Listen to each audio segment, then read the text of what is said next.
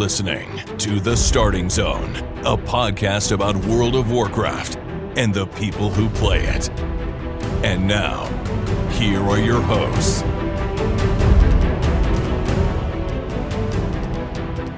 Well, hello and welcome to The Starting Zone, the podcast about World of Warcraft, the people who play it. Today is January 25th, 2023, and my name is Spencer Downey. Thank you so much for listening and subscribing to the podcast. I'm joined today, as always, by my co-host, Jason Lucas. Jason, how are you doing this fine Wednesday morning? Spencer, hello. Good morning to you. I'm doing well.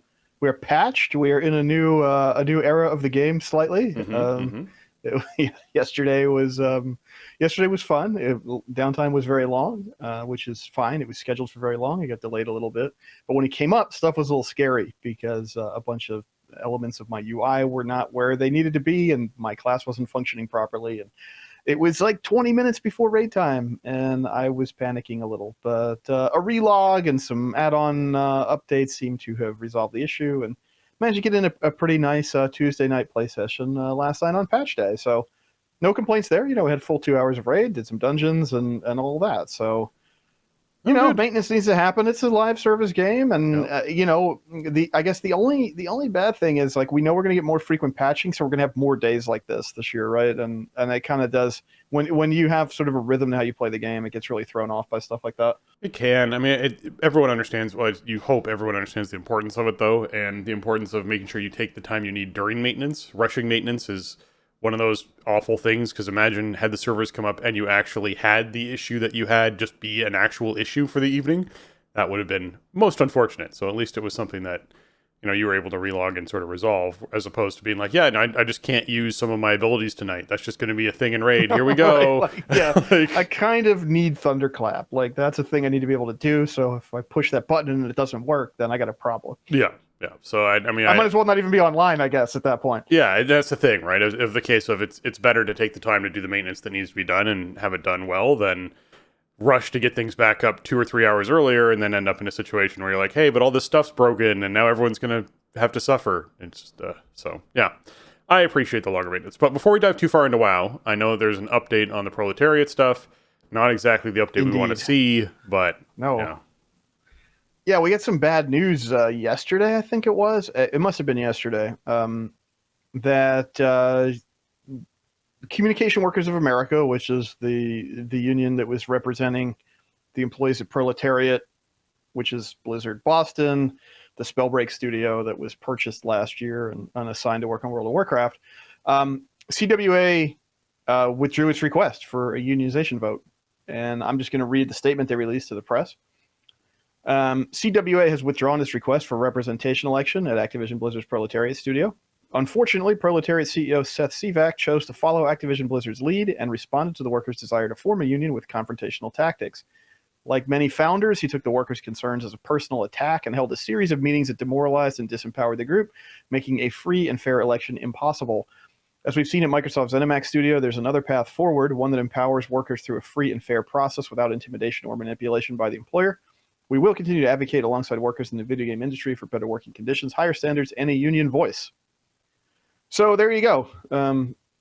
Seth Sivak, who I guess is the guy or one of the guys that started Proletariat, and upper management just said, you know what, we're just going to union bust as is our want. And in this case, it worked, and it's kind of a surprise because they had like 57 employees across disciplines ready to go to unionize. And but Spellbreak or Proletariat, I mean to say, it's a smaller team overall, right? I think it was fewer than 100 employees or something. I forget exactly what the size was when the acquisition was announced, but it's not like it was thousands and thousands of employees, right? And so in a smaller company like that and a younger company, you're going to have this kind of direct connection to, the people who started the company and whatever are going to be there. You're going to have more direct links to them, and they're going to be more visible potentially. And, I've worked at places like very small companies, like maybe a couple dozen employees, and the guy who started the company out of his garage is the president or whatever, and can do whatever they want, right? Because what are you going to do? You can't speak up against some kind of harassment or unfair treatment because you'll just get let go, and then you hire a lawyer, I guess. It's just not realistic for most people, especially with the kind of wages I was getting paid at this one particular company I'm thinking about, like, you just don't have any recourse. And I'm not saying that that's exactly the situation here, but I can draw a parallel where it's like, okay, it's a smaller company. The CWA specifically calls out the CEO and his kind of behavior and tactics in the face of the union vote. And it's like, I can put myself in those shoes. I've been in situations that were not dissimilar from that. So it's unfortunate, the workers deserve fair treatment, equal treatment. They deserve collective bargaining if that's what they want to do. And this sucks. And this is kind of a surprise. I figured this would go to court and that they would have their day in court, that they would win their right to have a vote, that they would win their vote, and off they would go, as we've seen at Blizzard Albany and at Raven. And in this case, they said, this isn't worth it because, I presume that they just want to work there and they want it to be like a not confrontational environment. So I guess they figured it wasn't worth proceeding, it's a shame. Yeah, you just hope that the next piece of news that comes out of this isn't the size of the big bonus the guy got for shutting down the union thing. That's what you're really hoping. Yeah, right. Or like some kind of, elevation in the company beyond the Boston studio. And I mean, this comes also, we're seeing a larger climate right now across tech of just like massive layoffs. Like all the big tech players are laying off, 5-digit figures of employees for like seemingly no reason other than to punish them and to instill fear. It's not like there's some kind of economic downturn affecting the tech sector at the moment. Microsoft, for example, has laid off, 10,000 plus employees recently. And I think all of these things don't bode too well for the planned Microsoft acquisition of Activision Blizzard. That's something that's been kind of on a knife's edge here for the last few months as the whole process has ramped up. And I think the overall climate across the industry and some of what Microsoft's been doing and all of that. And you're seeing, DOJ take more aggressive stances. Like yesterday, they filed a suit to try to break up Alphabet, which is the parent company of Google. This is not a climate that is friendly to this Microsoft acquisition of Activision Blizzard. So, right. We're keeping an eye on it. I don't know. It's been a wild ride. I don't think it's going to smooth out anytime soon.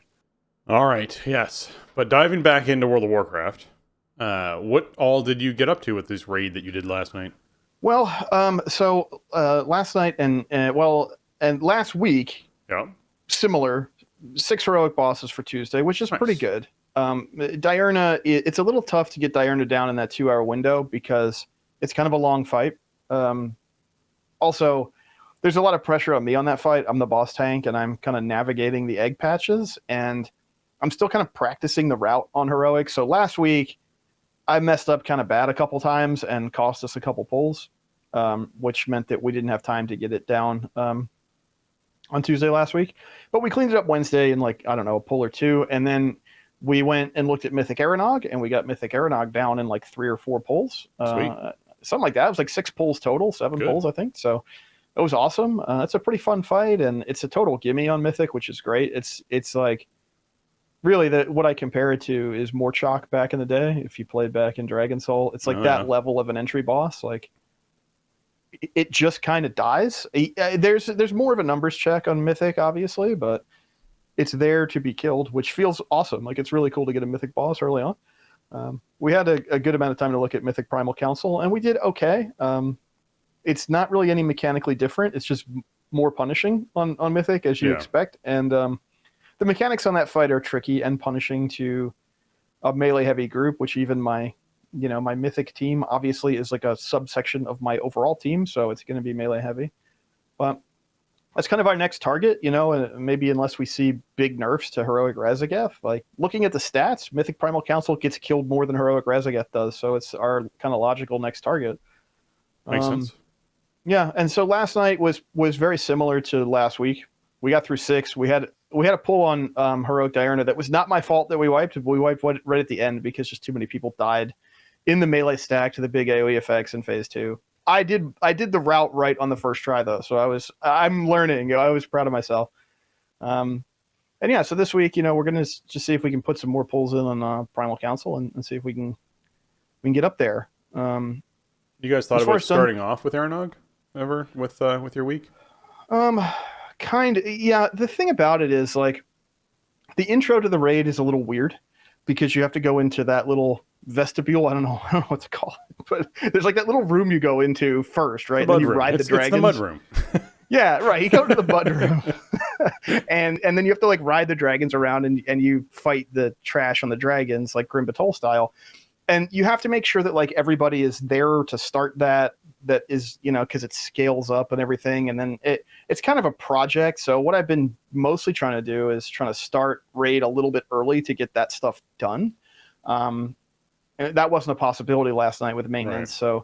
so we were a little bit behind on time because of that, but we're gearing up so much that bosses died a lot faster, so it kind of evened out. I think if we get to the point where like Mythic Aranog and Mythic Primal Council feel like a layup for us, we'll probably start the week with that just to get people their, you know, their Mythic vault choice. Yeah, well, it also gets that mythic loot off the boss, which makes more things tradable depending on who's getting what and what's going on with it, right? Yeah, true. And it fills in some gaps. I mean, Aranog has a pretty nice trinket. It's got that ring, the fire damage ring, which is pretty nice. So, like, it's got stuff that people want. So yeah, I think we might try that if we get there. But it's also a logistical challenge for me because I mean, I had 30 raiders last night, and it's like asking 10 people to set out for. Yeah, I get you. Right, yeah. Like at the very beginning of the week, it's kind of tricky. But the thing is, if we can get those bosses on farm where it's like, okay, this is half an hour. If you want to do heroic, show up at 8. Like I think that could be doable, but we're not there yet. We need a lot more practice on council. I don't know if we're going to kill it this week, but we're going to give it a look. I mean, the raid's feeling really good though. I really enjoyed this raid. I am a little concerned about kill rates on Raszageth, though. I still feel like it's a little bit lower than it should be compared to the rest of the raid. Like, the drop-off on Heroic is a lot. Keep in mind, I haven't pulled it once yet, but, you know, it's almost a 20 percentage point drop-off from Heroic Diurna to Heroic Raszageth. Yeah, we are getting... I know we're still early on, but that's a lot. Yeah, but we're 2 or 3 weeks away from where most Heroic teams should be starting to knock that over. Like we're getting close to that point where a lot of the heroic teams have been in there long enough. We have the Catalyst kicking off this week. We have that stuff happening. Yeah, this Catalyst week. So, is going to be big. Yeah, it's one of those things that I feel like we're 3 weeks or 4 weeks away from. Raszageth should not be an issue for a heroic team who's been doing it since the start.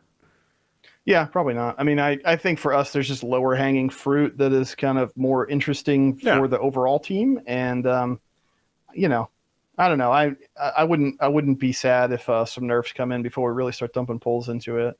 Yeah. Other than that, like I mean, just doing the dungeon thing. You know, I'm trying to get 8 dungeons in for the week each week. This week it might be a struggle because just timing and scheduling and stuff. But I'm up to actually over 2,300 rating now. So it's coming in dribs and drabs, and you know, I'm getting like 10 here and 12 there, but it's stacking up, and I still have some rating to go get. So, you know, 2,400 is on the horizon. Probably not this week unless something really lines up. But you know, the Mythic Plus thing has been fun, but it's still getting tuned a lot. So it's there, you know, it's funny because I'm ascending the difficulty ranks, and it's like, oh, it's feeling pretty good. Then you go up 2 ranks, and it's like, this feels actually terrible. And then some nerfs come in, and then you have to kind of reassess every week. Like, it's been this ongoing process. The only thing I wanted to mention about last week is I hit max renown with all 4 factions, right? Yeah. So I'm done with renown. Yeah. And I suddenly have no motivation to play in the outdoor world, which is bad because I need crafting mats and I need knowledge, right? It is weird when those things that you take for granted because you just passively acquire them along the way suddenly dry up. You're like, wait a minute. Right. I stopped doing my daily quest, but now I run out of herbs and ore. What's going on? Yeah, right. And it's tough because it's like there are Paragon bags, right? But they nerfed into the ground the amount of gold you get out of them. I got one for Dragon Scale, and it was like 1,100 gold. Yeah. Paragon bags used to be like 4,000. Used to be 4,000. And then they went down to about like then there was a range of like 3,300 to 4,200 or something. Yeah. And that was okay. And they had some other stuff and whatever. I don't know if there are cosmetics to chase out of these bags. And the other stuff I got was kind of boring. You do get some like bind on account tokens to trade around to your alts and stuff, but like I don't care about that much. So Yeah. I didn't do Friday's World Quest roll on the Warriors. Didn't even bother. I haven't done any of the World Quest from yesterday's roll, and I don't know if I'm going to. So I'm gonna have to like develop some kind of new routine for getting like fish and metal and stuff like that. It's just weird. Like it's just without that direction of like, okay, there's quests over here to do. Let me go check this out. And you sort of naturally just explore most of the map and you do a big lap. I don't have that right now, so this is a bit of a weird transition. You have to attach some real life stuff to it. When I have my coffee in the morning, I'm fishing, and then something like that. Like just when I'm reviewing tickets at work, I'm doing mining or whatever. Because I'm gonna need fish and I'm gonna need ore, and I still need plenty of knowledge and stuff, and it's just like, I like being out in the world and doing stuff, but the overall outdoor world system, and we sort of had some concerns about this going into the expansion. Like once you're at the top of the renown system, it's like kind of demotivating. It doesn't feel like there's anything I need to go do out there. Even the weekly events and stuff, it's like, well, it's gear that I've graduated from and rep I don't want. So I guess I don't need to worry about that. Yeah. Well, we still have a pretty meaty show left, even though we don't have boss guides this week, because, hey, we finished all those last week. So let's hop into what's going on this week in World of Warcraft.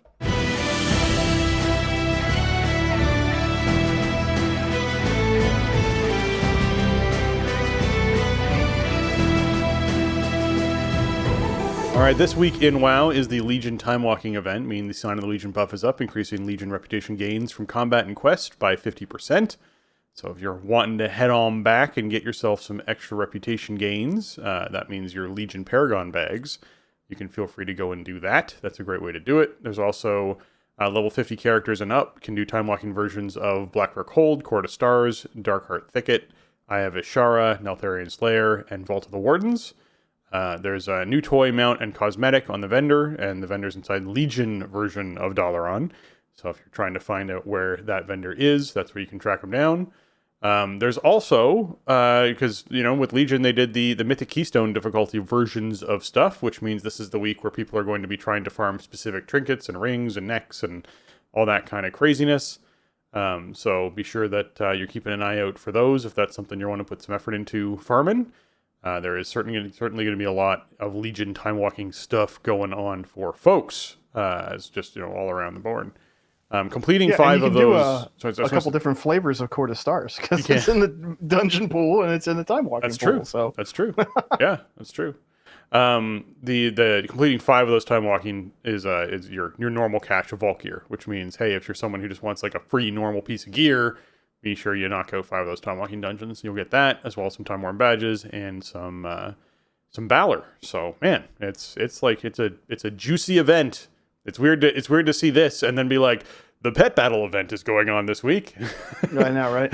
I mean, last time they did, it wasn't on the calendar until after reset, but they did double up the pet battle with the arena skirmish. So like that was good at least. Yeah. But yeah, this one, I mean, I don't know, man. Unless you've been blessed, you probably want to do this on any character you care about this week. And like time walking tuning feels pretty good. It's not too bad in terms of, I mean, these are 10-minute runs maybe, if you really don't know what you're doing. Maybe they're 12 or 15 if you get kind of lost, but the tuning feels easy. The cache of gear can be very good stuff. I know somebody who got the Razageth bow out of theirs. That's a pretty key item for a hunter. So dreams can come true with the cache. And it's just worth doing to fill that stuff in. If you get an armor piece, it could be catalyst eligible, which we'll talk more about later. So really no reason not to do these. There are also just some really cool dungeons. I mean, Nelth's Lair has just been one of my favorites since he got introduced. I think Blackrock Hold is a really cool dungeon thematically, and Vault of the Wardens. Like these are just cool dungeons. They're fun to run, and I think they landed in a good spot with time walking tuning for this season. I will say they appear to have fixed the issue with trinket scaling, because I used my Decoration of Flame in a time walking last night and everything on my screen did not explode in death. So that's kind of sad. That was fun last round, but yeah, definitely get out there and do these this week, and hopefully you get something cool. Yeah. Of course, your usual checklist still exists: aiding the Accord, Siege on Dragonbane Keep, the Community Feasts, the Shakar Grand Hunts, Primal Storms, Cobalt Assembly Rep, Obsidian Rep, and your weekly Profession and Artisan Consortium quests. Those are just sort of like your regular every week. If you're listening and you're like, I don't know what one of those is, then that's probably something you should, go to Wowhead and type in and find the guide for, because it'll certainly help you out with figuring that out. We do have some of the earlier episodes if you're actually wanting like a breakdown of this expansion. You go back like 6 episodes from now, and you'll find Jason and I talking in detail about those things. But we don't want to try and fit that into every show, because it would eat up at least 20 minutes of the show, and people would be like, I do this every week. I know what you're talking about. So anyways, you also have your dungeon quests, the Halls of Infusion and Halls of Infusion 2, The Revenge. So if you're looking at doing some Halls of Infusion, you can feel free to double up on your rewards for this week, get yourself some extra reputation to the faction of your choice. The PvP quests are Epic Battlegrounds and Rated Battlegrounds, and of course there's always the War Mode Sparks of Life Waking Shores thing out there. So if you're someone who wants to, get some extra bonus rewards by going over to War Mode and slaying a bunch of the opposite faction, you can pick up that quest as well to get some benefit from that. The brawl for the week is Cooking Impossible. That means Nomi is back in the Valley of the Four Winds, cooking up a storm for the two factions. Basically, you go head-to-head with another team, and the goal is to be the first one to put the most ingredients into the cooking pot for Nomi to get the big feast going. And so you can have groups of people going out and gathering stuff from the fields. You can have groups of people trying to stop the other team from putting ingredients into their cauldron. It's pretty crazy. It's one of the most brawly of brawls. Like it really adds that PvE objective to a PvP combat with the ability to disrupt the opposing team's PvE thing that they're doing. It's cool. I enjoy it. This is a neat one. Yeah, it's one of the better ones. This might be my favorite one, maybe overall. Like, it's just got such a funny theme and tone, and it is one where you can really just sort of play goalie and just mess with the other team and try to keep them off of their turn in, and that's pretty fun. As long as you have somebody on your team collecting the vegetables and whatnot. But yeah, this is cool. Like, this is the kind of thing that I think where a brawl really shines, right? Because it's just so goofy. It's so off the wall. It's not really a thing that you would want like a rated Cooking Impossible, right? But you just queue up and you collect some carrots and you try to fear somebody off of their cooking pot and you move on with your day. Yeah. All right. And of course there's the Something Different quest, which is attached to that. So if you're someone who queues into a brawl, a quest will pop up for you, which you can accept. And if you win the brawl, get some Marks of Honor, Conquest, and Honor. World Boss for the week, Bazuel the Dread Flame. This is your big fire dragon in Azure Span, dropping plate wrist, mail feet, leather waist, cloth chest, and a heavy haste ring with crit on it. This is all $3.95 loot, so it's certainly worth grabbing. And remember, with that catalyst kicking off this next week, you're going to be someone who really does want to grab things like that cloth chest and those mail feet, so that you can actually get some tier stuff going, which is going to be pretty sweet. So yeah, definitely be doing the World Boss. Yeah, and keep your fingers crossed, because it seems pretty stingy to me. I have gotten like one piece of World Boss loot. I've seen a lot of people complaining about bad World Boss luck, but maybe now that the Catalyst is out and we're in 10.0.5, it's all about to change. Could be. Mythic Plus affixes for the week are Fortified, Bolstering, and Storming, meaning non-boss enemies have 20% more health and inflict 30% increased damage. When any non-boss enemy dies, its Death Cry empowers nearby allies, temporarily increasing their maximum health and damage. And while in combat, enemies periodically summon damaging winds. Fortified Bolstering, always kind of gross, just in general. You have mobs that already have more health and do increase damage, and now when other mobs die near them, they have even more health and do even more damage, which is multiplicative to the health and damage they already had. So you got to be really careful with a Fort Bolstering week. It's just going to make trash heavy, feel heavy that you're trying to get through, and you got to be a little more cautious about not building a boss when it comes to, hey, we killed all of the smaller mobs, and now we have this one absolutely ridiculous, ginormous mob. Bolstering does wear off. That is one of the nicest additions they did last expansion that sort of carries through here. So if you do end up with a build-a-boss, you just have to sort of, leave them alone or CC them until that wears off, which can take, I think, 30 seconds for a lot of the buff to wear off. So it's not terrible. It's just not great. It's better to sort of get the whole pack done and move on and not be worrying about it. But yeah, do what you can as far as that goes. Storming, I mean, enemies periodically summon damaging whirlwinds. It is what it is. You're going to have trash up for longer periods of time because you got fortified bolstering, which means you're going to have more opportunities for more whirlwinds to spawn. They can be disruptive and make you miss mechanics. They can make completing thundering a little bit more difficult depending on trying to dodge through the tornadoes to try and find your buddy. So, you know, storming's like a heads up mechanic of, hey, I need to pre-plan for where I'm going to go. Maybe I need to leave you a little bit earlier for thundering. Maybe if there's a particular mechanic that needs to be soaked or whatnot, someone else can soak whirlwinds for me to make sure that I can soak it properly. But when it comes to overall, storming's not terrible to deal with. Fort bolstering is going to be something you notice, though. Like it's just a noticeable affix for the dungeon for the week. Yeah, you're just going to be in combat with trash for noticeably longer, and you do want to make sure that you're cleaving evenly, which means stuff is alive for longer, which means it has more chances to cast, which means you need to interrupt and stun more things. Overall, I don't think it's like a terrible week. I did like a 19 Court of Stars last night, and we didn't time it, but it didn't feel undoable. We just were sloppy, and we had a little bit of bad luck, and that place is small, and the timer is tight. So if you are sloppy, you are probably not going to be able to overcome that many mistakes. I also did like a 17 Ruby Life Pools, which still feels really... Ruby Life Pools, even after all the nerfs, it still feels really hard because you have some very dangerous elements of that place, and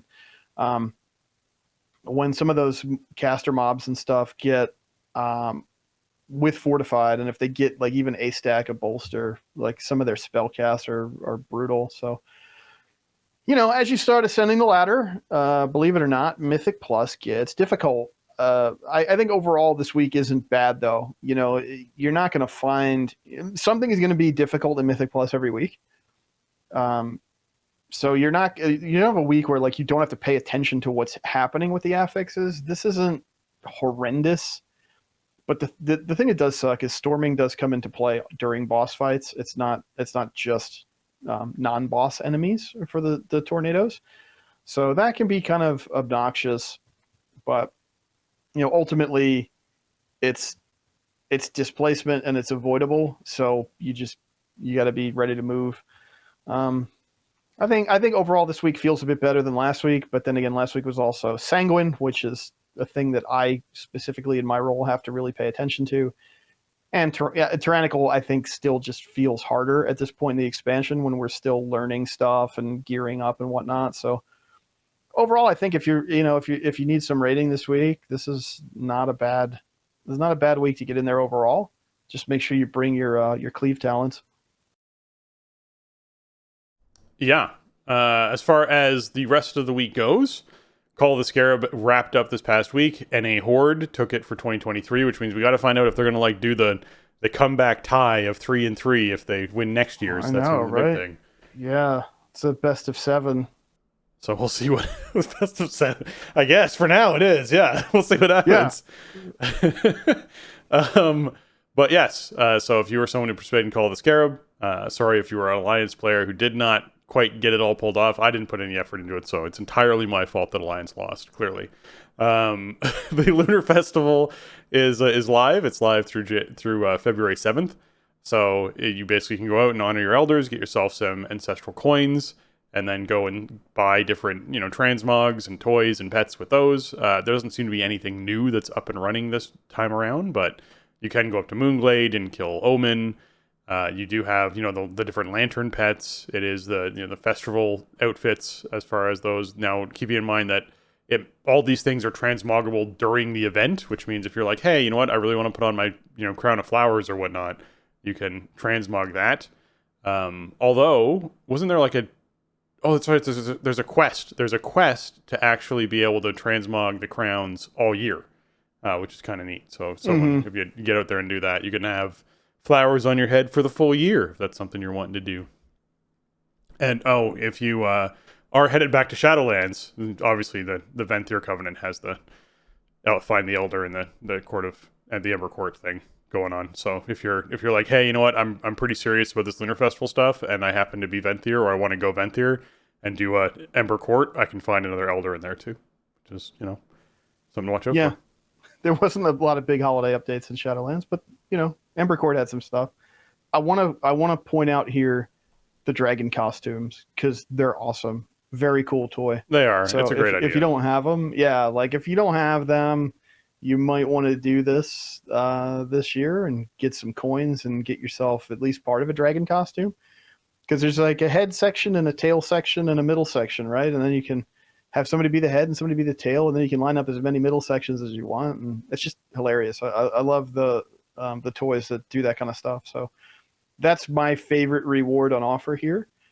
And it's also, you do get some XP, or you used to anyway, from talking to the elders. So if you want like a low impact way to get some XP on an alt, you can go do the elders all over the place. Or if you're trying to do some kind of pacifist thing or hardcore thing or something where you don't want to die or you don't want to get combat XP, like this is an option for you as well. So overall, like it's a long event, like it's a holiday that lasts for a long time. There's not like a ton of cosmetics and it's pretty low impact overall, but I mean there's some stuff to do. It's a cool holiday. But yeah, for me, the number one thing on the list is a dragon costume. Yeah. I guess hotfixes. Hotfixes it is. All right, hotfixes for raids. We have Vault of the Incarnates. Obviously, the big raid this tier around, and they fixed an issue with the visual zone for Stonebreaking Leap. The Quarry Stonebreakers, apparently their leap location didn't necessarily match where the damage was going to fall, and that created issues, understandably. Anyways. What do you mean? You mean I was supposed to think that the damage would be in the circle on the ground, or? I mean, because I see a circle on the ground, I just assume the damage is somewhere else. So it's everywhere but the circle. Come on, man. Sometimes they do that. That's a thing. Sometimes, right? You never know. Yeah, exactly. All right, Broodkeeper Diurna, they reduced the base damage of Stone Slam Detonation by 63%. I mean, I'm just saying, missed opportunity for 6% more. They could have reduced. It would have been a little bit more spicy to do. It would have been nice. Yeah, but it's okay. This will reduce the need to bring only tank specialization classes that can avoid the effect by being immune to it. So yeah, this is them saying, hey, you know what? Let's actually let people bring some more variety to the raid. That's always smart to do. Glad to see it. Yeah, this only affects Mythic, but yeah, I think it's necessary. If you have tuning, that means that you essentially have to just cheese or specifically like build around a particular spec in order for teams to clear it, then it's not tuned right. That's just my opinion in terms of overall design, and that's kind of what we have here. Yeah. As far as Stratholme goes, when zoning into Stratholme, the exterior world players now have access to all of the dungeon's bosses instead of the two-wing looking for dungeon counterparts. That's a weird one that they would have done it that way. It's huge if you've been searching for Stratholme Mog. Yeah, because you just go in there and now you can just do the whole thing. Yeah, I didn't even realize that was happening. I didn't either. I haven't been in there in a really long time, but this is a cool change if you are looking for, I don't know, a particular mount or something from Stratholme maybe. Now you can go in there, and if you zone in WPL, like, you are just in the dungeon and you can go do whatever you want in there. So that's cool. No. Bad news for paladins and mages and I guess potentially rogues to some degree. In Noku Defensive, the Raging Tempest Surge of Power can no longer be removed with player immunities. So just keep that in mind when it comes to these sorts of things. If you're trying to get rid of those regularly, then you're not going to be able to do that anymore. Mythic Plus affixes, Thundering. They actually made it so that Mark of Wind now prefers tank specialization players. Jason, you want to speak a little bit to this and how this was affecting you? So let me read the developer's note. Sure. We've heard the feedback from players that safely removing their mark on tank players can be overly dangerous in many situations. Tank players will still have the option of being involved in removing marks of lightning, but we believe this change will offer players increased flexibility in terms of how they choose to approach the affix. And I mean, I guess it does. The thing is, you have known information now, right? Like, you know that red debuff is going to be on the tank every single time. and you can kind of plan accordingly, which helps, I suppose. In this way you can avoid like, oh, somebody go run on top of the tank during a frontal or whatever in order to clear the mark. Like, you can avoid that because you know what's going to be happening. I don't really find that this changes my approach very much at all. Like, it's good, I guess. It's good to just have, a player locked in, like, which mark it's going to be every time. It helps me clear because I know I'm always looking for the blue debuff, right? So I can position myself better for that. I don't know. It's okay.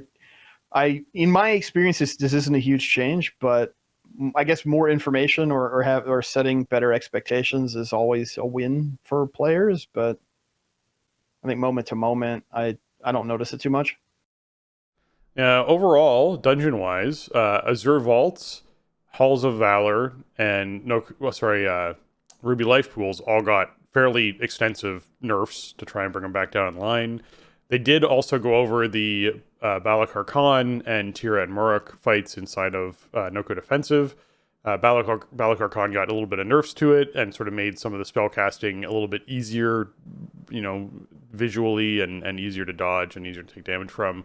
Tirad Muruk, Ancestral Bond is now applied when Tirad Muruk are 15 yards apart as opposed to 10.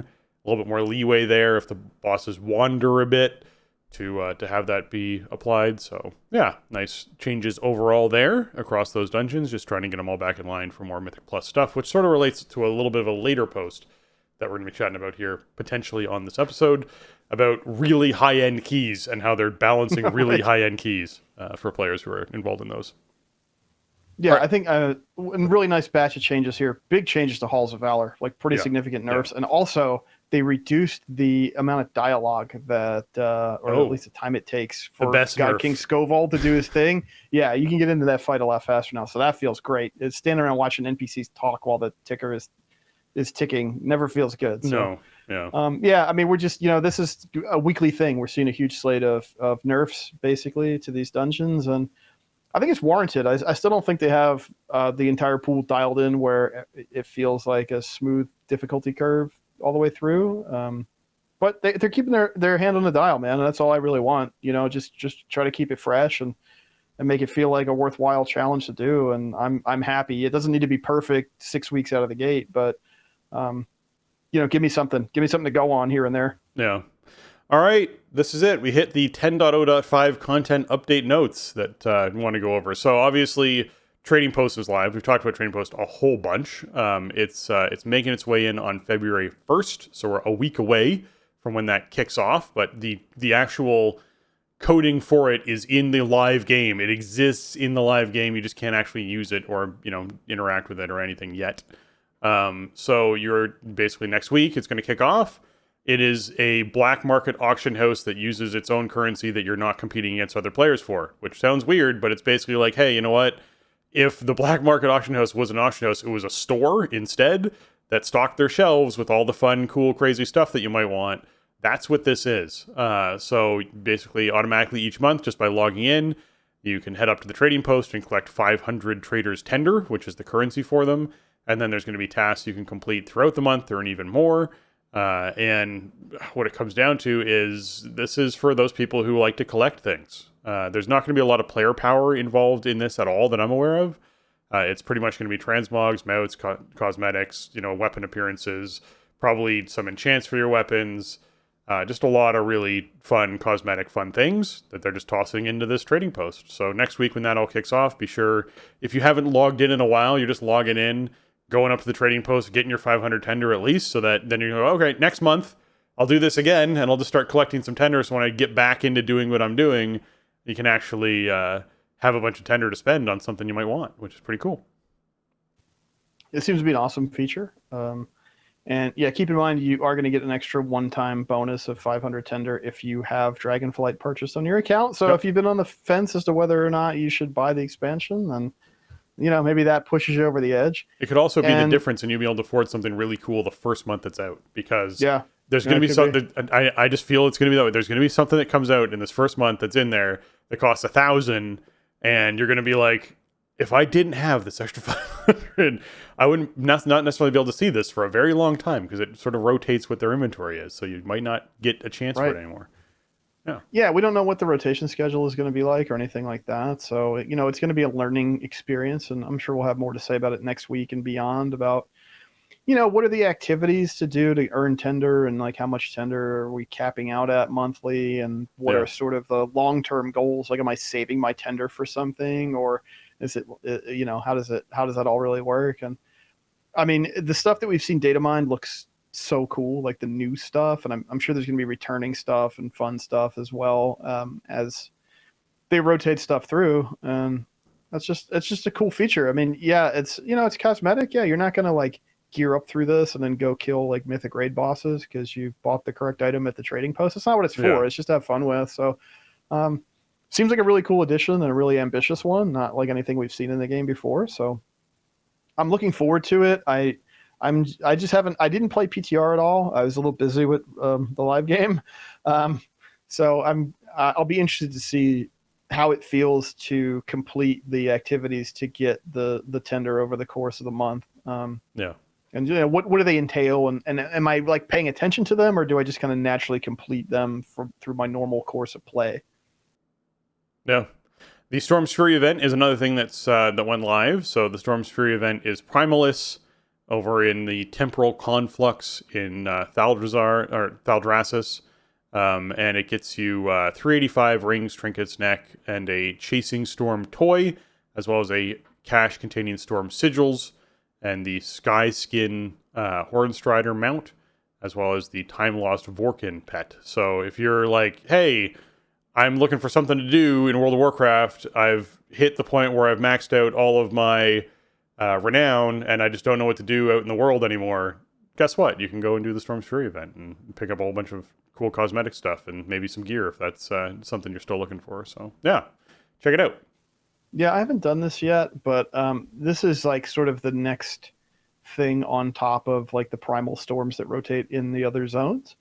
Because from those, right, you get the whatever they are, 359 or something blues from the currency, right? Yeah. But they don't have rings, trinkets, or necks on that vendor.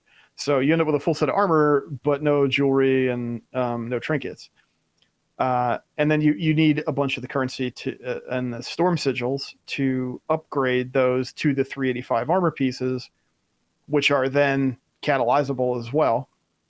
So this is a cool option for people who are primarily playing like outdoor and solo, because this will help you fill in the rest of your way to 385 and higher item level. It'll help you get your blue items from the storm vendor upgraded to purple quality, and then ready to use for the catalyst as well. So this is a great option for players or people with alt characters that are sort of in those categories and that live in those play styles. For everybody else, it's an opportunity for collection. If you're doing normal raid and above, I would say you're sort of graduated in a sense from this tier of gear, but still it might be an opportunity for you to be like, I've had really bad luck with shoulders and I really need my set shoulders, so I'm gonna go do Storm's Fury, and I'm gonna do Primalist Storms. I'm gonna get my currency, and I'm gonna get that straightened out so that I can get my set shoulders. Like, you could do that with this, but I don't have a handle on how much of the currency you get from doing this. Like, getting extra storm sigils is really nice, because those are the things you need to do the 385 upgrades. But yeah, toy, mount, pet also on offer if you collect any of that stuff. So the only thing I would say that makes me go, well, that kind of stinks, is that it's on a 5-hour rotation. That seems long. It should just be a thing that's happening that you can go do at your convenience, like penciling in when Storm's Fury is happening. I never like that kind of stuff in the game. I don't want to have to keep an eye on a timer on Wowhead as to like when I'm supposed to go have fun, but that's the way they're kicking this off here. Yeah. If you're someone who completed the Archivist Codex achievement, you might have noticed that they were cheating. They were double dipping on their achievement points. They got caught. They're in trouble now. And so you might see a drop in 20 points on your overall achievements if you maxed out Archivist Codex. Just that factions, they're in trouble. I have a feeling we're not going to be seeing much of the Archivist Codex anymore as a result of this. So. Yeah, could be. This is the reason. Yeah, could be. All right. As far as classes go, they did a rework on druids. Obviously, that all went live. There's a bunch of redesigns that happened on Evoker as well as Hunter for preservation of marksmen. There was a rework on Mistweaver monks, and then obviously a bunch of redesigns on a bunch of other classes as well, with priest and rogue and shaman and warlock, all getting a bunch of things tweaked and changed. So feel free to check out the actual, Blizzard official hotfix notes to see what happened for your particular class. We aren't obviously going to go through them all, or we'd be here for 6 hours reviewing all of the class notes and changes that they just did. So we will actually talk a little bit about some of the design philosophy a little bit later on with some of this, but for now, that's something you want to pay attention to, is your class stuff did change yesterday when this patch went live, and you might want to actually go and poke around to see what changed, so you can have better context for why your abilities now do something different, or if some sort of priority changed and there's some elite person who is telling you you're doing it wrong, then you can understand a little better why. Anyways, creatures and MP. Yeah, I also feel comfortable saying that we can't confidently speak on changes to 13 different classes and 38 different specs. We don't have that broad of a range of experience with the game right now. I will say the Druid rework was quite substantial overall. Yeah. And if you're a Druid player, you probably need to hit the books and see, where you need to go. Druid was a class coming into the expansion that we knew they weren't happy with, they being the developers, and that the community by and large was not happy with. So we were hoping that we would, the reason why it was in the state it was in is because they had to lock it to ship the expansion, which does seem to be the case, because here we are not even 2 months later, and we're getting a huge rework to the class. We're getting reworks of various sizes to each of the specs. So Druid players, check that stuff out. I'm sure there's a lot of conversation in Discords and Icy Veins and class guides and what have you. I will say this is a lot of changes for a .5 patch, like 8 weeks after the expansion came out. But this is sort of, to me, this is one of the things that, you and I talked about this in the show a lot in the lead up to this expansion coming out. This was the hope, right? You have this talent system. It seems to be flexible. It seems to be something that you can iterate on quickly. Like, if there's a problem with a class or a spec, if something isn't fun, if something isn't powerful enough, if something is game-breakingly powerful, fix it. Mix this stuff up. And now the question will become, is this overwhelming for players? Is this too much change too frequently? And that remains to be seen. Let's let the dust settle a little bit. But we've mostly lived in a world where they've been really cautious to change stuff with classes too much. And I think sometimes, that's smart in a way that it lets players figure out what they want to do and what's fun and what fits their play style and kind of meet the game where it is. There's definitely value there. But by the same token, when you leave specs or entire classes kind of languishing, that feels bad for players that want to play that class fantasy and just feel like it's hopeless. So I like to see this come in, and I think it's a good experiment with this system since it's so modular. Let's see where it goes. But this is a lot more changes than we're used to seeing this early. Definitely. Yeah. And not only is it a patch that we're not used to seeing this early, it's also changes we're not used to, that on this level we're not used to seeing this early. So everything's revved up faster. It's what players have been asking for, and it's like, okay, this is what it's going to feel like, guys. Here we go. Right. All right, creatures and NPCs. They went through and they added a whole bunch of new elite, basically NPCs into the Norkhund Hold, Imbu, Kobold Assembly, Tierhold, and Primalist Future. So there's new rares. If you want to go check all those out, feel free. That's kind of a neat thing to do. Some rare enemies that showed up on the zone maps outside of the elite areas have their cadence changed to one spawn every 30 minutes as opposed to 2 spawns every 2 hours, which is what it was. So that's faster spawns as an FYI. It's actually double the spawns. So yeah, it's 2 for 1, I guess, this week. The health of the rares has also been increased as well, so players have more time to get to them before they're defeated, which is actually something we saw coming in the Maw way back when. Was Maw mobs were so important as rares, and they would die within 8 seconds of them appearing, which means you'd get the alert or you'd notice on your map something was up, and as you rode towards it, you'd watch it fall over and you'd be very sad. So yes, they've made that a bit easier to make sure it's not something you're going to run into as much. The new elite rares are and more scheduled rares have rewards on par with the elite rares found in the Obsidian Citadel, as well as the Brackenhide Hollow. So they've got those rewards tuned, which is nice. And so in other words, these are good rares to kill. They are. Because they for can sure. drop stuff up into the 380s. So again, if you're an outdoor player, get some kind of tracker for these or something, and you might want to do some rare hunting, because you could start scaling up your item level really fast, which is the nice thing. If you're coming back after not playing for a while, or you're just getting going, or you haven't really been putting that much effort into gearing, this is a very quick way to sort of get your gear up without having to actually worry about dungeon content or grouping up with people or that sort of thing. You're just doing your own thing in the outdoor world. It's a great way to do it.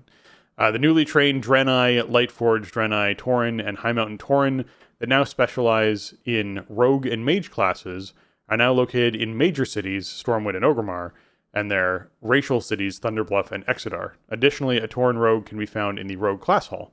So just making sure people can find these, I guess, because it's important to be able to track these down, if that's something you're interested in. Yeah, I don't... what do class trainers really do at this point? I don't know, but I mean, they should be there for flavor, but I'm not sure what purpose they serve in the game. It's one of those cases they had to point out that there is a Tauren rogue NPC that exists, and this is where you can find it. That's what they're doing. Well, here. I mean, otherwise you'd never be able to find it, because it's a rogue. It's too sneaky. Exactly. It just hides in a tree, and then people think it's an apple tree because of the hooves. Anyways, wow, old human joke. All right, new courses are now available. Speak to Solawarmu in Skytop Observatory for the reverse tour quest. So if that's something you're looking at hopping into for dragon riding, they have all the new courses available. And they added a new war mode achievement for the Whirling Surge to dismount many players, entitled The Sky Scourge. I think that's a great title. It's a fun one. That's a pretty cool achievement. Yeah. That's gonna be a mess out there for the next couple weeks. People trying to get this done. Yeah. As far as holidays go, Trial of Style. Basically, additional cosmetics are now available for Trial of Style tokens at the transmog vendors. So get in there, get all your new fancy transmog for Trial of Style. We've been waiting for this for like a year and a half to get some new transmog for Trial of Style. So check that out. Man, I think it's been longer than that, long time. But even though Trial of Style is not active until March is the next time it rolls around, I'm pretty sure this data is like, you can go to the vendor now, and if you have currency stored up from previous events, you should be able to buy it. So check that out. Yeah.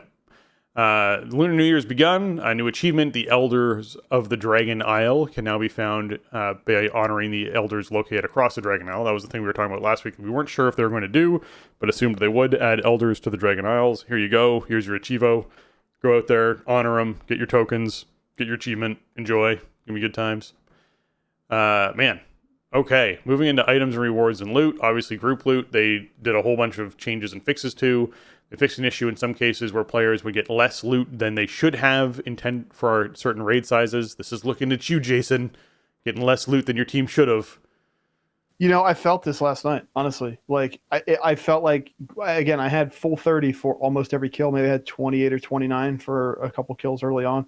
I felt like we were getting an extra piece or maybe two of loot than what I was expecting. Now, it can be kind of tricky because you have, like, stuff like patterns, right? Like profession recipes that can drop randomly, that then it's like an extra loot window. So I wasn't like going through and counting them all and comparing to some previous count I made, but at least from a feel perspective, I felt like I got more loot with the 30-player group last night than we had been getting, which is good. More loot is better, especially when you have that many players. Yeah. All right, Revival Catalyst is now available to turn gear earned from the Great Vault Mythic Plus Raids PvP Tier 2 Epic Storms, Tier 2 War Mode, and World Bosses into corresponding tier gear for that slot. Travel to the northern side of Tier Hold in Thaldraszus to find the Revival Catalyst next to the NPC Antuka, if that's something you're looking for. And each week, an account-wide quest will be available, which awards a charge to the Revival Catalyst. So, hey, FYI, this is each week you have to do a quest. This is no longer, hey, every week you just earn a charge, just passively. Progress towards this quest will require players to complete the relevant Raid, Mythic Plus, PvP, or other world content. This can be done on a single character or combined across multiple characters on the account. Completion will then award a separate charge for each character on the account, which includes any character that gets created in the future. The total number of charges that can be stored for an individual is currently capped at 6. If a character vendored, disenchanted, or destroyed a Dragonflight Season 1 item that you want to use in the system, please visit World of Warcraft's item restoration page for assistance. So here's the big key thing that it's different, right? So if you're someone who played during the last time we had a Catalyst over in Shadowlands, you basically did one intro quest, it unlocked the Catalyst, and from that point on, every week you just earned a charge into a point where it then got progressively faster to it was like every 2 days you earned a charge. And you had like 50 charges by the end of the season that were sitting around that you hadn't used because that's just how the system was designed. In this case, there is a cap on the amount of charges you can earn at 6. You cannot go above 6. Once you have 6, you have 6. The charges you earn are account-wide, so it's similar to Shadowlands in that sense of once this thing goes live and you've done the introduction to it, you are earning charges across all your characters. However, to earn those charges, you actually have to play the game. It can't be something where you log in, you do the intro, you log out, and 8 weeks later you come back and you can just make your whole tier set in one day.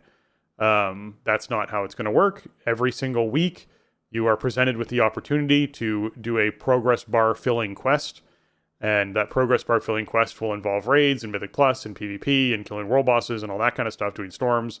And each time you do those, it works towards completing that bar. When it finishes that bar, you've earned your charge for the week. That charge is applied to all of the characters across your account. So I think it's a good system, and it encourages people to actually play the game to get the reward, which makes sense to me. As long as this isn't too crazy, as far as like you need to do 8 Mythic Plus dungeons for the week, or you need to, win 12 arena matches and you have to kill 7 raid bosses. Like it's that, as long as it's not something silly like that to get progress, great. It should be like do your storms and do a world boss and you're done. Like that. That's what it should be for this. So hopefully it should be that you have to do all the above. Oh my god. You have to do like a mythic raid boss or 5 heroic raid bosses and do a mythic plus 15 or higher and win 5 rated arenas. And no. I think we're going to talk more about Catalyst. We're going to talk about Catalyst a lot over the next little while. And we have a post that goes into it a bit more in terms of like what kind of items you can use with it. But I'll give you my experience with it from last night. First of all, you have to pick up a quest in Valdrakken to activate it. You pick it up from Watcher Koronos, who is upstairs at the Seat of the Aspects. Okay, he's just going to. The quest is just to go to it, and it's over by tier hold. You cannot progress the quest and turn it in if you're in a raid group, which sucks when the quest turns on at 7:15 p.m. when everybody's logging on to go to a 7:30 raid. Yeah, we had a complete mess last night as people were like logging on, joining the raid group, then being told to go get this quest before we started raid, and then they go get the quest and they can't progress, they can't turn it in, they got to drop raid, then they finish the quest and they got to get invited back to raid. It probably won't be a problem going forward. It was just a confluence of circumstances last night. So just make sure, get this done before you start doing anything. Just be on this quest. What I did last night was, I went straight into heroic raid. Each boss dropped an item that progressed the quest. Each item progressed the quest 25%. So 4 bosses and my thing was done for the week. It looks like last night the world boss was granting 50% of this, but then they hotfixed it down to 20%. So if you have like 5 different tunes at level 70, you could just go do the world boss on each tune, which you're probably going to do anyway, and then your charge is set up for the week if you're one of the players who has like a big alt stable like that. I don't know how much dungeons contribute. I don't know how much other activities contribute, and I'm not sure that I will, because maybe some outdoor stuff does. Like obviously World Boss does, right? We know that. Maybe some of the other, outdoor activities that are flagged as like group content count. I don't know. I will, because of my play schedule, I'll typically just be completing this early on Tuesday raid, just from chewing through a couple bosses. So it's a little bit different than the way they did it before, but ultimately the result is pretty similar. It was nice to be able to pull something out of Vault and go straight over to the Catalyst for the week and do it.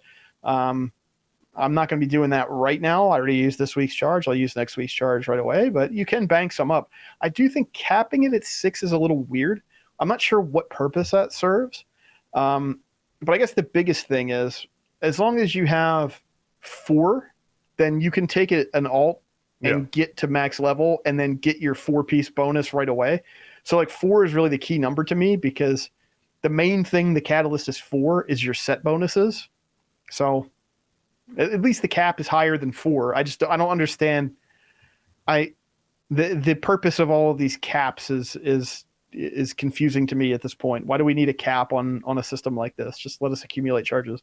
Yeah, I guess for me, it's the encouragement to actually use your charges, because it's like, hey, I might as well use them, because otherwise, what am I going to do with these? I'm just going to be overcapping, right? It's sort of the concept of what it is. So it encourages players to actually choose and make those decisions as to how they're going to use them. And so you're less likely to end up with 40 at the end of the season when you could have used a bunch earlier, but you didn't, because you're like, maybe I'll need these. I'm not sure. Maybe I'll find a better piece of gear later that I want to use it on. So I'm just not going to use it right away. Like it I guess, puts pressure on, use it or lose it kind of idea when it comes to this sort of thing. So I can see that to a certain degree, but I'm with you that I don't know if it was necessary for them to actually I think that's a design goal for sure. Yeah. It's just, I mean, 6 just seems arbitrary. So I don't know. Yeah. I think I would have gone with 10. That's just me. I just would have gone with 10. There you go. Nice round number. Yeah. Bottom line is, this week, log in if you didn't play last night or whatever because of maintenance, or if you're in EU and maintenance is probably, as we're recording this, or maybe has recently completed. Pick up your Aiding the Accord and then go talk to Watcher Coronos up on top, and then go unlock this, and then go start playing the game. Just be on this quest. Yeah, that makes sense. All right, as far as group, sorry, I talked about the group loot thing. As far as your common and white items go, we mentioned they're going to be they're transmoggable this week. Those items will now become bind on equip, is the biggest thing that changed here. So your common white and your poor gray quality items can be used as transmog, but they're going to become BOEs. So just factor that in. You're not going to be able to essentially trade them around between friends because you found a gray or common item that you really like, and everyone has to wear this hat because it's so cool, and everyone's got to wear this hat. Everyone's got to find the hat, is what that does. And this also creates a market for the auction house for selling white and gray items for transmog. So it's like a whole other little industry now that didn't exist before. So certainly, or didn't exist as prominently before. So yeah, definitely something for players to check out.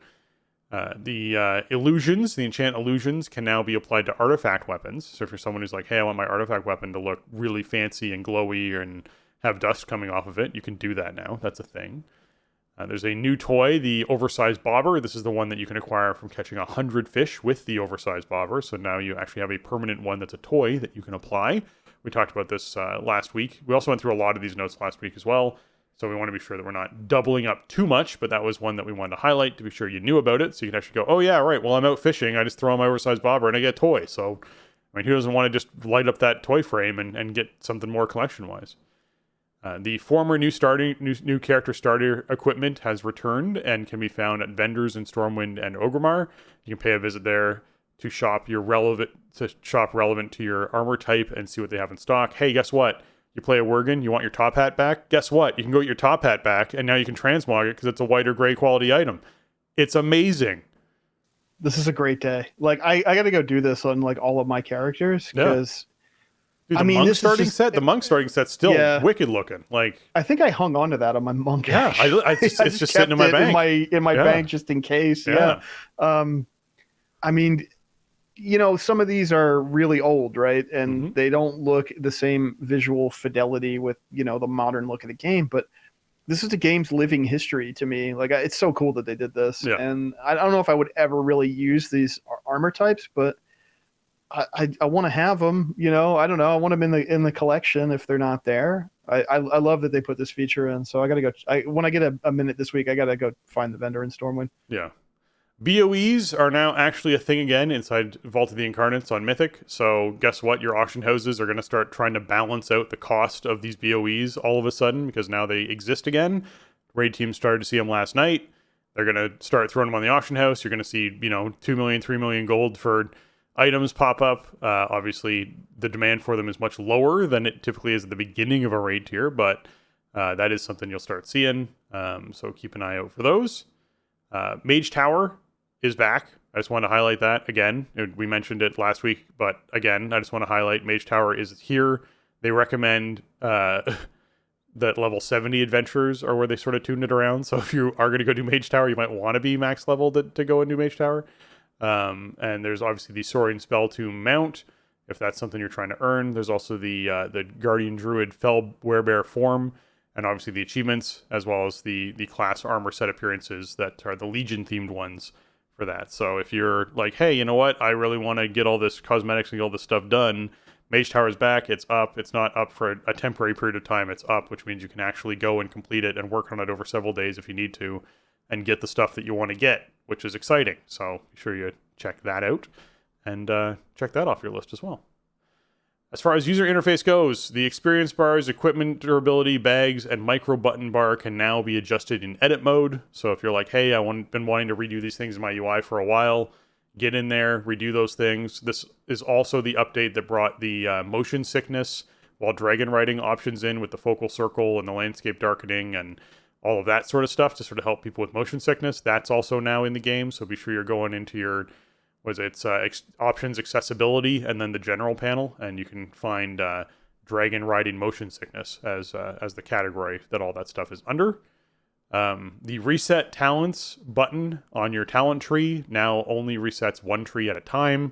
So if that's been a frustration for you for a while, or if you're like, hey, what's happening? I clicked this button, only one tree reset. What just happened? That's what's happening now. So keep that in mind as well. But yeah, it's lots and lots of stuff that they threw in there and adjusted. They also added stuff to the WoW Companion app.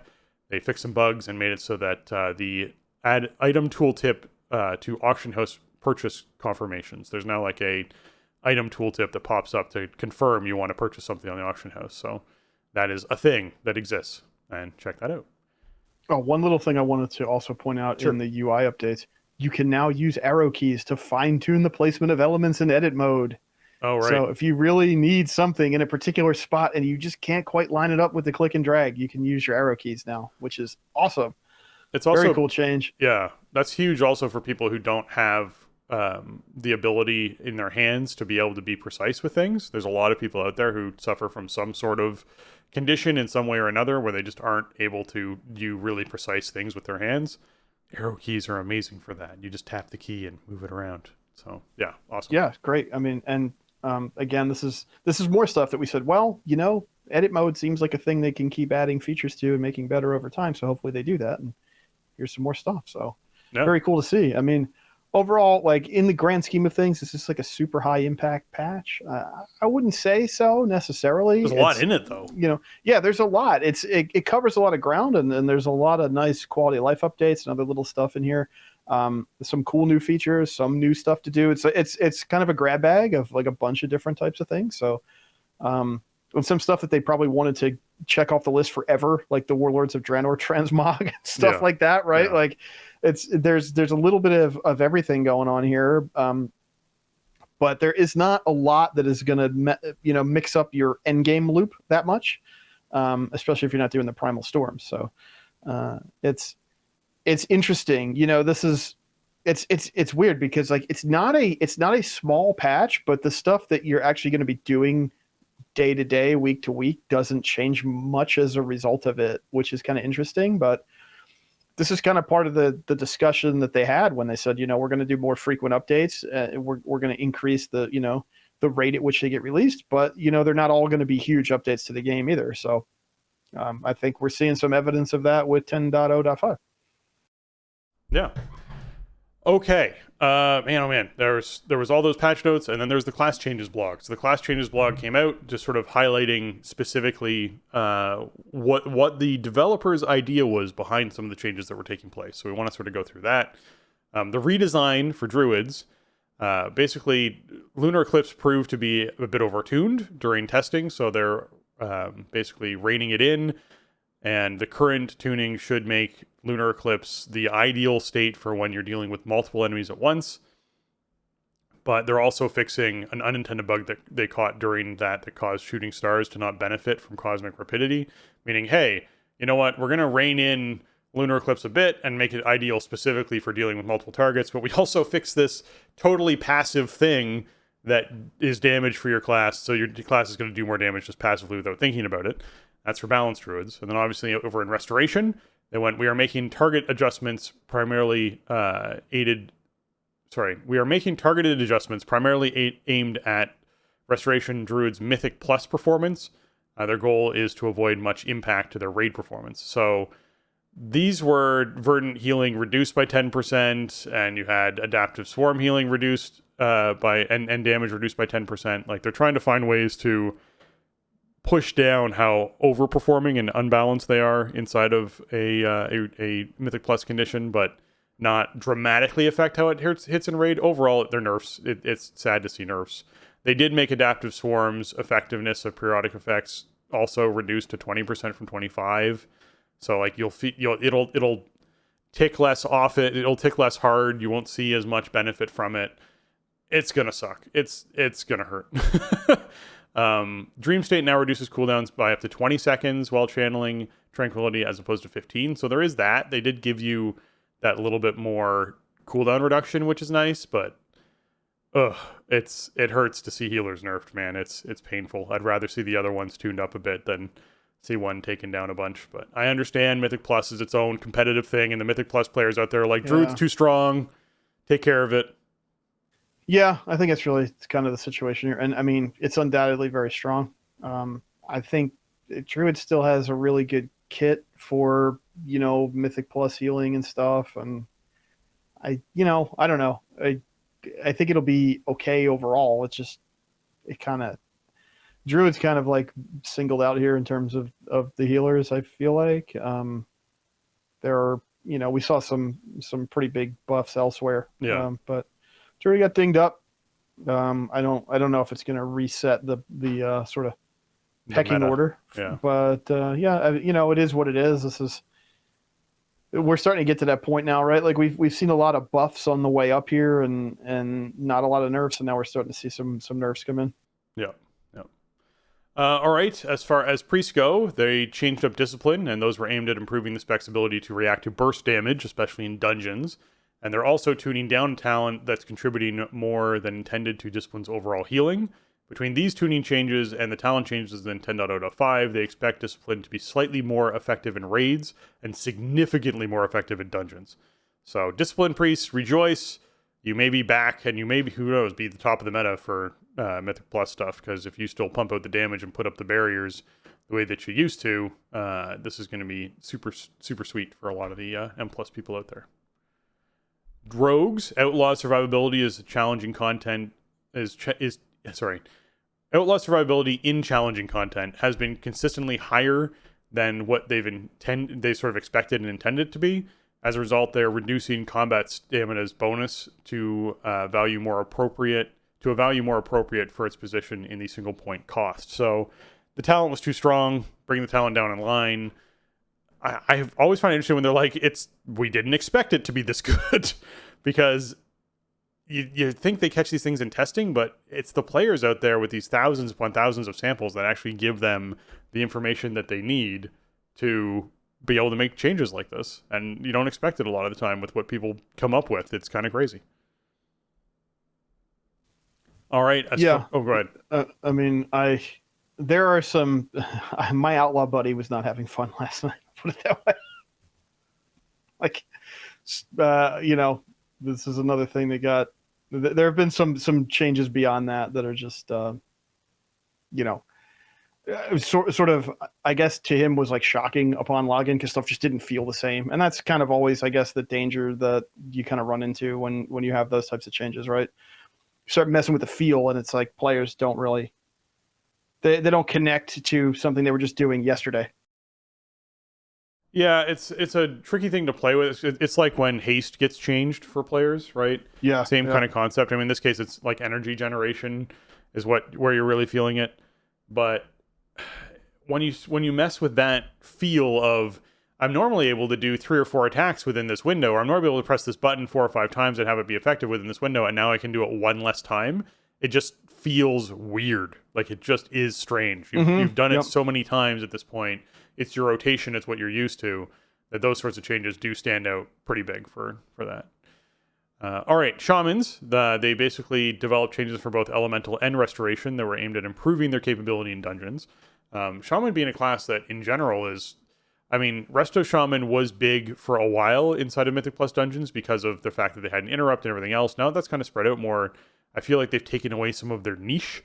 So the Field Restoration is lacking in reactive healing as well as damage contribution. So they're increasing single target heals and a few abilities and talents. They're also increasing the effectiveness of Master of the Elements, which is intended to encourage weaving damage spells in while healing. So I like this change because if you're someone who wasn't weaving in damage spells while healing, this is actually a cool like nudge in that direction to go, hey, here's something that you can do that might be fun for you to do that makes you feel like you're contributing on another level to your group, which is great. So yeah.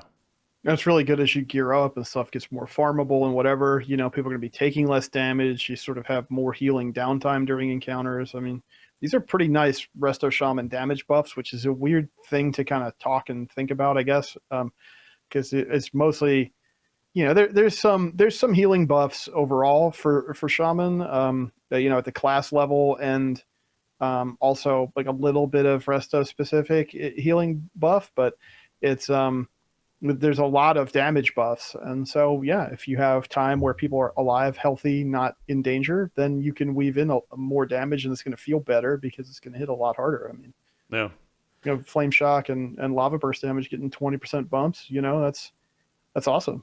Yeah.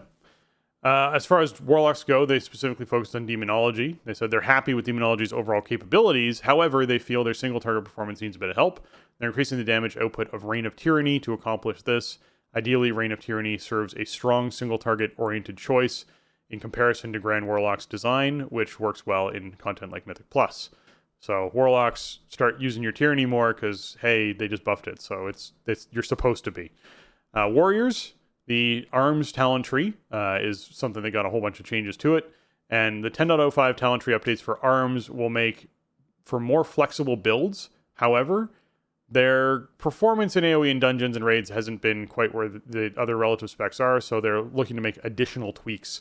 So Arms, this isn't the only pass you're getting. No class is this the only pass you're getting, but specifically Arms, they are looking at doing more changes to sort of help you out with some AoE stuff. In Fury, despite a strong start to Season 1, Fury's performance has fallen behind where we'd like it to.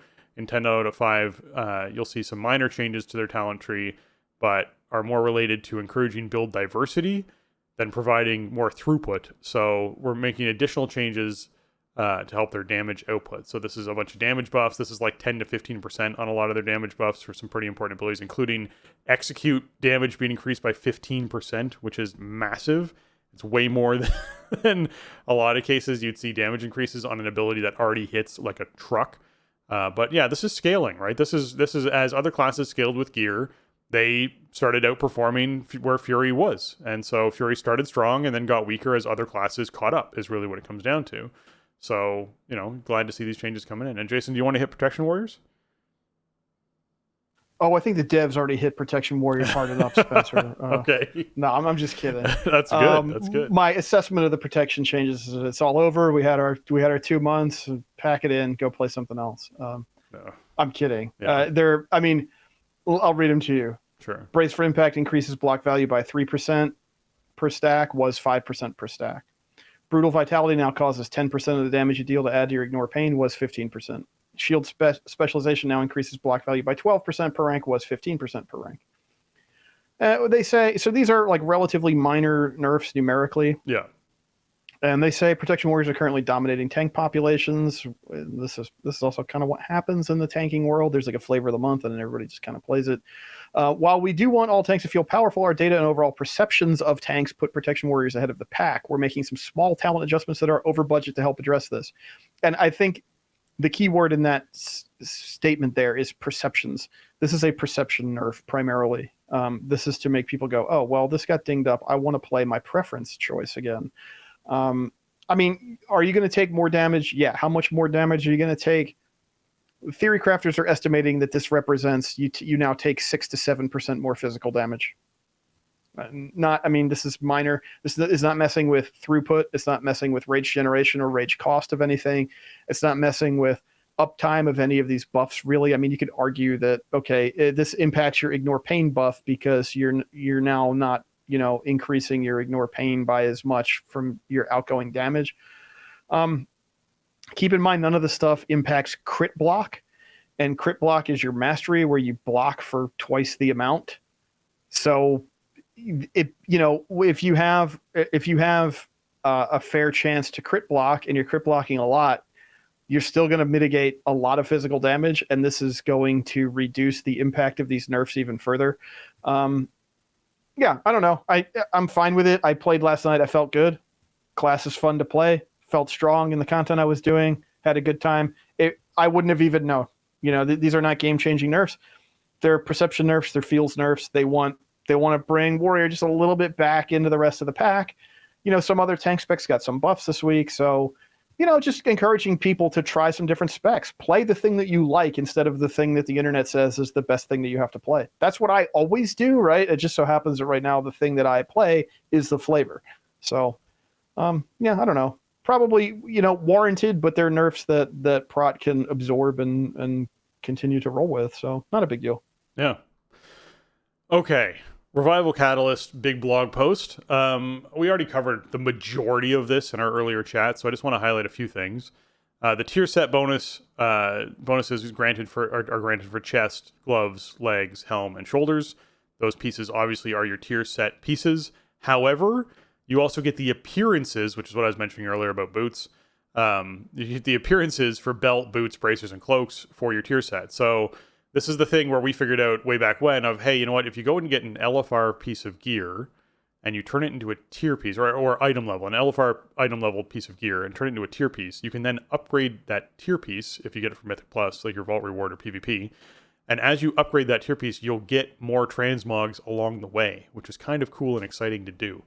So if you're someone who gets that, vault reward and it's boots or bracers or cloaks or gloves or legs or helm or chest or shoulders, hey, any of those pieces of gear, and it is of that LFR eye level and you turn it into a tier set piece, you can actually just upgrade that along the way with your Valor rewards if it came from Mythic Plus Vault, and you can then have a higher item level version with more transmog stuff as you pump it up, which is pretty cool and exciting. I dig this. So that's back. That's still a thing, which is cool. Certainly something to pay attention to. They also did a Q&A section. In the Q&A section, they asked specifically about do you keep the upgrades if you take a piece from Vault, like I just was talking about from Mythic Plus and PvP. It also still does. Yes, you do still keep the upgrade ability of that piece of gear. If you get it from a world boss, for example, you can't take a world boss piece, turn it into a tier piece, and then start upgrading it with Valor. That's not how that works. The piece has to basically initially have the ability to be upgraded on it.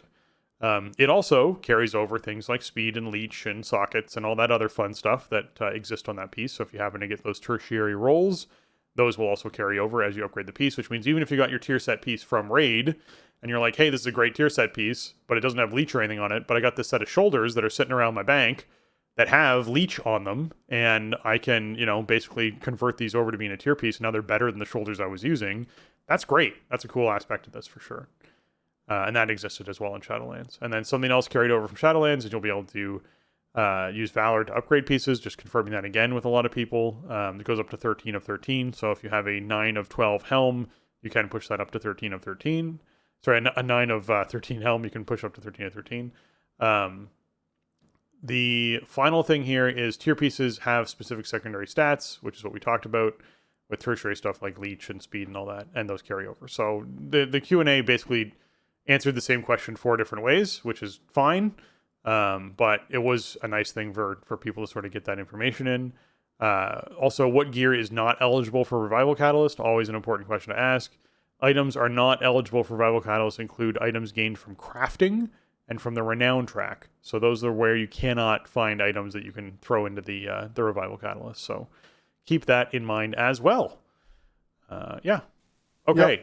Yep. Pretty comprehensive here. I like this post because There are, the catalyst is a bit of a strange beast, and I'm going to guess that there are probably quite a few people who didn't experience it in season 3 and 4 of Shadowlands, right? We know that a lot of people got turned off early on in that expansion, and we also know that Dragonflight has brought a lot of people back. So this might be your first experience with the Revival Catalyst. So this is important info to know. And things that tend to trip people up are like, you have this item. You are not like applying a set bonus to the item. You are transforming it into the item that belongs to the set that comes from the raid bosses, right? Like that if you kill the raid boss and the token drops and you convert the token to an item, you're trading the item you have in for that, that item at the equivalent item level and everything like that. The example to that would be if you had a set of boots that were haste mastery boots, and the tier set boots were versatility mastery. You basically would give up the haste that was on your piece when you transferred them over. You trade the haste in for verse is what would end up happening, because that stat would change. It's a different item, as Jason's saying. Yeah, it's really like a trade-in process, right? But it's an equivalent trade in terms of item level, in terms of upgrade path, in terms of tertiaries. Yeah. So you don't have to worry about that stuff, but that should inform which items you put in the catalyst. Again, you have limited charges, right? It's time limited.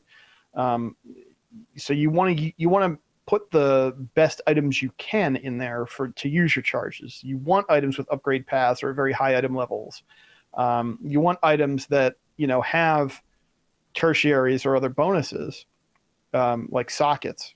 Not technically, you could have a tertiary and a socket on an item. So, those types of things are good candidates if you're comparing two items that you want to catalyze into a helmet slot, right? If one dropped from Heroic Raid and one at like 402 and one dropped from Mythic Plus at 398, you might, if you're a Mythic Plus player and you're going to get rating and you're going to be able to Valor upgrade stuff above 402, then that's just the correct item to catalyze over the thing that dropped in raid, because that's just a 402 item forever, right? So just something to keep in mind as you're trying to navigate this, especially if you're new to it. And one little warning, I saw some reports of people saying that they had used a consumable socket on an item and catalyzed it, and the socket was stripped as part of the process. That sucks, and I'm sure it's not intended. Yeah. But that wastes like an entire week of your Great Vault, right? Like you decided to go for your socket that week, you used it on the item, you catalyzed it, now you just lost that. Yeah. Hopefully it's something they can fix or at least make right. Maybe provide like a new... Give it a little socket item that you can then apply to the new piece. Something. Yeah. Or just get, maybe delete the item you're wearing and give you one socketed that's equivalent in your mail. I've had that happen when I had items that got bugged out or whatever. So I would be very careful with that right now. You might want to shift that item that you apply to consumable socket to down your priority list for Catalyst if you can. You might want to convert the item first and then use the socket if that's still an option for you. I would just be careful on that until we have more clarification. I saw a few people on Twitter last night complaining about that, and that's really unfortunate because those consumable sockets are a heavy investment. You took that for a reason, and they're not easy to replace, so just keep that in mind. Overall, though, I mean, the Catalyst is a great addition. I think 7 weeks is too long from opening of Mythic Raid, but it doesn't matter anymore. It's here. We have it for the rest of this season. Use it. Get your quest done and, take advantage of it. Get your set bonuses as optimized as you can and have fun with it. And if you have that stuff, then get Mog, because that's cool too. So it's a great system, I think. It really takes a lot of pressure off of those sort of individual moments of like, I need to get this thing this week and I need to win the roll on it against whoever else. And if I don't, I'm just never going to get to where I want to be. This gives you a clear path to getting those bonuses and those cool, the set bonuses are cool. They change up your playstyle or just give you some cool bonuses. Like they're fun to have. They're fun to use. They always have been. They've been a big part of the game for a long time. So, this just makes them more accessible regardless of what your playstyle is. So it's an awesome addition to the game. You just got to be aware of a couple of the quirks of how it works and maybe some pitfalls with it. What you really don't want to do is like catalyze the wrong item early on. That just feels bad, Yeah. So use it wisely. Yeah. Okay. So there is a change coming to very high Mythic Plus keys, and very high meaning 20 and above Mythic Plus keys, keystone levels, next week that Kaivex threw out a post here for that we just want to highlight quickly. With maintenance on the 31st, they'll make a change to Mythic Plus keystone ratings. Thereafter, completing a 21 plus or higher, but exceeding the target time, will reward Mythic Plus rating as if you did a 20. So if you are doing a 24, but you go way above the timer or above the timer, it's rating wise, you did a 20 is what they're saying here. They award currently partial credit for completing dungeons beyond the target time, up to 40% of the target time, to recognize the skill and effort involved and encourage groups to stick together, even if there's something that's going to make them fall short of the timer.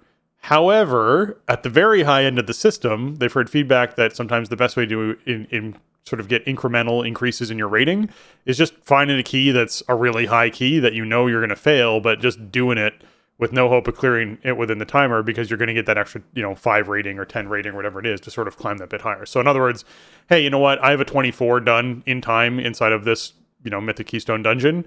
I'm going to go try and find a 28 and get into it. And even though our group has no chance of completing this because they did a 27 in time, but there's really no chance we could ever do a 28, we're just going to do it and fail it because that'll give us 5 rating. So let's just do that, right? That's what they're trying to avoid, is basically saying, hey, you know what? We know we can't finish this, but we're going to do it anyways because there's just going to be that little bit of rating to sort of make it a little bit more competitive at that level of play, that higher end level of play. So the goal of this is to ensure that the way to climb the leaderboards and earn a title, like the specific title that's for the season, Thundering Hero title, is in the world is by being successful in completing dungeons within the allotted time without negatively impacting the majority of the player base using the system. With this change, some players who are just barely at 2400, with some of that rating coming from untimed 21s, may drop below 2400 and need to re-earn the rating in order to continue to upgrade items to rank 13. So this is the big heads up that they're giving everyone is, hey, if you're someone who's timed, who has untimed 22s and your next timed key is a 17 because you went in with your big friends and they helped you through the dungeon, or you just had really bad groups or whatever it was and you happened to find a really good group that you ran with and managed to get a higher key, but you didn't quite time it, you might drop your rating back down to that plus 17, or I guess it would be a plus 20 is what it would do. You'd see it drop down to a plus 20 because it's just the way the new system's going to work. So if your rating changes next week because you have untimed keys above 20s, it's going to be changing so that you have essentially untimed 20s is what they're going to be counting that as. So just keep that in mind. That's where that change is coming from. But in general, it's coming from a place of they want to make sure that people who are doing keys above 20s are actually competitive and there's a leaderboard and the goal is to complete the keys. It's not to, hey, how high can I get a keystone and then fail my way through it to try and get more rating, right? That's what they are trying to discourage. The goal is completing keys in time, not just pushing something high and then failing at it. Yeah, exactly. And it's unfortunate that stuff went live like this, right? And that people have sort of figured that out and they've been using it to their advantage, because you are going to have people that are on the wrong side of that 2400 rating when this change goes in. And that feels bad. It sucks that it ends up playing out like that. I think overall it's a better philosophy for the system. If you fail a key, timer above a 20, then it behaves as if it was a 20. It prevents people from being able to essentially cheese out, that top rating threshold for the rewards and everything like that, which you could do up to this point.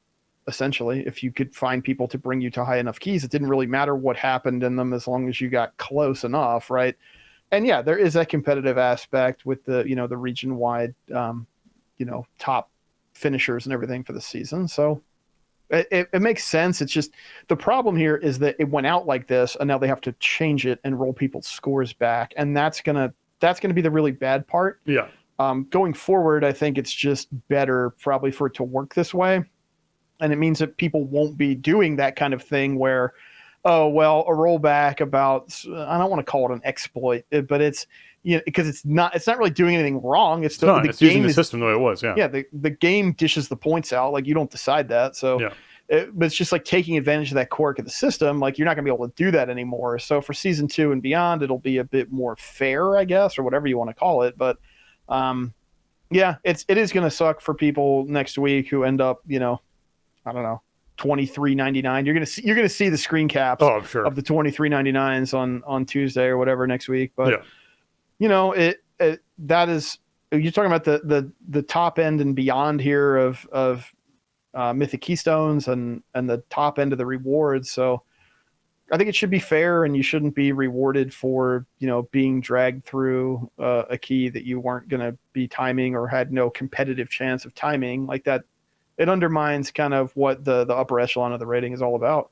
Yeah. So, yeah, this is just the kind of thing that they shouldn't push out live, though. Like, it shouldn't have gone out this way. No, I'm with you. It shouldn't have. Okay, well, I want to take a moment to thank our patrons because they contribute a ton to our show. They help keep the show on the air, and man, oh man, do they ever contribute a lot to us. So we really appreciate all the support we get. I'm going to give a special shout out to Arajian, Celian, Kapawi, Max, Mibble the Mighty, Nick, Shorel, Viper14, and Zalius. Thank you so much for all you contribute to the show. It means a lot to us. All of our patrons, we appreciate all of you. You're wonderful, so thank you so much. Our Patreon, if you're trying to find it, is over at patreon.com/thestartingzone.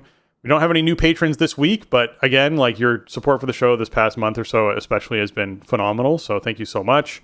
Helps cover all the bills for hosting it and running it and all the other stuff involved in it, so thank you so much. And, obviously we have plans for 2023, so we'll be announcing those soon and get that out to you all. But thank you again, patrons. You're awesome. Yeah, thank you so much for supporting the show and helping make it possible. And scheduling and stuff has been tough lately with just real life intruding, and your support makes it possible for us to keep the show on track. It really does. So thank you so much. And not exactly sure what we still haven't really had the conversation about what 2023 is going to look like in terms of patron events, but we're gonna get over that hump, and we'll have some more to talk about sooner than later. But we want to change up kind of what we've been doing. So that's on the agenda for this year for sure. Yeah. All right. Another way to contribute and support the show that we really appreciate is leaving us those 5-star reviews over there on your iTunes, your Apple Podcast. They help boost us up those charts, help more people find our show, grow our community, and we really appreciate them. And we read them live here. This one comes in from Steve C. 508, entitled Just Great. I was an original WoW player in 2004 that returned about a year ago. I was able to start my main that was still in Blizzard's system from when I last played in 2007. That's incredible that's still... Well, I guess it just maybe had a name change mandatory thing. I'm not sure, but man, that is a older character. So congratulations. It says, I'm a firefighter and paramedic in Boston and commute about 2 hours when going to work for a long 24-hour shift. Your show helps me unwind 100% and get ready for my day at the start station when I'm driving. You guys are definitely the best WoW podcast out there. Well, thank you so much, Steve, for both what you do listening to the show, leaving us the 5-star, as well as what you do for your community. Man, oh man, firefighting and paramedic is so crucial in all the major cities out there. I know at least 3 people who do that. One of them I used to raid with, named Megacode, a good dude. He's a firefighting paramedic in LA. And Chris, who was actually a friend of the show from a while back, he's a paramedic who was also working out in Anaheim area way back when. So, yeah, really good guys. You all are amazing for what you do, and you really are impactful in a lot of people's lives. So thank you so much. Absolutely. Thanks for taking the time to write in and let us know. It's always great to hear. And I think we take pride in being able to help make the work day, the commute, the driving around and all that stuff just go by a little smoother. Yeah. To keep you plugged into WoW stuff when you can't play. It's a service that we're happy to provide here. So thanks for taking the time to let us know. Yeah. These guys also have some of the craziest stories I've heard around stuff that they come across in their day-to-day job. It's just a normal day at the workplace. So, yeah. Actually, there was another little bit here saying, he's a Burning Blade level 70 undead rogue named Gelros. That's who Steve is. So thank you so much again. And enjoy the undead rogue stuff over on Burning So just Blade. know that if you get ganked by an undead rogue with that name out in war mode, then he Say can hi. patch you back up. Yeah. He can patch you back up. Exactly. So, Might be with other people's body parts, but he can do it, man. It's undead rogue, he's got that figured out. All right, that wraps up episode 562 of The Starting Zone. If you want to check out show notes for this episode or leave us a comment on the show, head on over to thestartingzone.com, the official website for the Starting Zone podcast. If you want to contact the show and leave us your feedback or ask a question, you can email us at thestartingzone@gmail.com or reach out to us on Twitter. We also have the Starting Zone Discord. That's startingzone.com/discord. Gets you in there and check that out. And also, heads up, patrons Patreon is doing some wacky update stuff with their Discord integration. Apparently it's something that's going to be better overall, but there might be like downtime, and I think we're gonna work out a way to like assign everyone a specific role that is not updated by Discord, so that way you all remain having access to the proper patron channel, so you don't lose that all of a sudden. But if you do lose that all of a sudden, feel free to poke us and we'll be sure to get you assigned to the proper role so you still have access to that channel and whatnot. So yes, if you're at that tier where you're supposed to have it, then we'll make sure you try and stay at that tier where you're supposed to have it while they do all of the maintenance things that they need to do on their end to keep everything up and running. If you want to get your hands on some TSE gear, you can find that over at TeePublic. That's teepublic.com/stores/thestartingzone. We got shirts and mugs and stickers and all that kind of fun stuff. And Jason, where can folks find you on the internet? well, before I get into that, I just want to break a little bit of news here as we're recording. Oh, sure. Wrapping up 10.0.5 launch week. We got an official post that 10.0.7 is coming soon to the PTR, and we got a little feature breakdown of 10.0.7. Oh my goodness. So Next week. we'll talk more about that that next week once we have PTR notes and stuff. Yeah. That might be going up like tomorrow or something, or maybe next Thursday. Like, yeah. whew, man, it's just the train is just not stopping. It's like, okay, we got done LFR stuff. All right, it's patch time. Oh, patches out. Hey, guess what? New PTR. So this is just the way it's going to be this year, I guess. Not complaining, but that's awesome. You love to see that momentum and just different stuff to do. So we'll get into that next week. But in the meantime, you can find me over on Twitter. You can find me over there at Shieldwald. And you can also find me streaming WoW over on twitch.tv/Shieldwald and occasionally on youtube.com/Shieldwald. So check out those channels. Streams are Tuesdays, Wednesdays, Sundays, 7:30 Eastern, Vault of the Incarnates, Thundering Keys, doing all that kind of end game stuff. So come say hi. Yeah.